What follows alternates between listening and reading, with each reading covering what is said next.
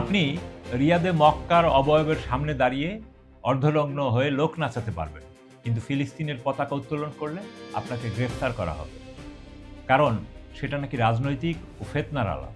November 2024-এ Riyad সিজনের অংশ হিসেবে অনুষ্ঠিত হয় লেবানিজ ডিজাইনার এলি সাবের এর 45 বছরের কেরিয়ার উদযাপনের ফ্যাশন শো 1001 সিজনস ফর এলি সাব।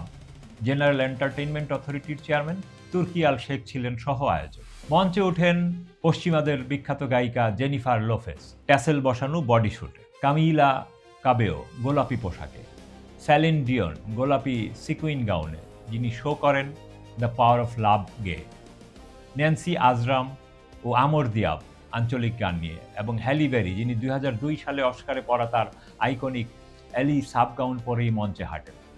আর এই সব নষ্টামি হয় কাবার অবয়বের সামনে, যা বিশ্বজুড়ে সমালোচনার ঝড় তোলে। এমনকি অনেক খ্রিস্টান নন, মুসলমানরাও আরবদের এই আয়োজনে অবাক হয়ে যায়। এরপর অনেকে ভেবেছিল, এটাকে কি ইসলামের প্রতি সরাসরি অবমাননা বা লজ্জাজনক বলা যায় না? এটা কি বিদাত শিরকের সীমানায় পড়ে না? অথচ যারা ঈদে মিলাদুন্নবী বা হোসাইনের শোককে বিদাত বলে গলা ফাটান, তাদের মুখে এ নিয়ে কোনো প্রতিবাদ শোনা যায়। বিবেক দিয়ে বিচার করলে পবিত্র শহরের এত কাছে এমন আয়োজনকে কি নামে ডাকা উচিত, আর এর বিরুদ্ধে কি পদক্ষেপ নেওয়া উচিত? সৌদি কর্মকর্তারা অবশ্যই এসব আন্তর্জাতিক পারফরমেন্সকে সাংস্কৃতিক দুয়ার উন্মুক্তকরণ ও যুবরাজ মোহাম্মদ বিন সালমানের ভীষণ 2030 কৌশলের অংশ হিসেবে তুলে ধরেন।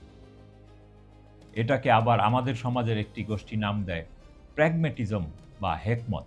এই হেকমত অনুযায়ী জোলানির বাস্কেটবল ম্যাচ আয়োজন করে মেয়েদের নাচ গান দেখানোও হালাল। জেনিফার লোপেজকে কাবার অবয়বের সামনে নাচানোও হালাল।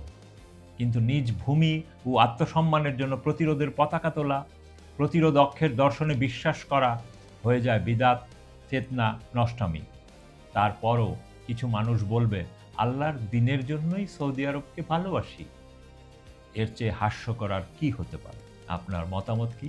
কমেন্টে জানান। ভিডিওটি লাইক করুন, শেয়ার করুন এবং চ্যানেলটি সাবস্ক্রাইব করে বেল আইকনে ক্লিক করুন, যেন পরবর্তী অনুষ্ঠান মিস না হয়।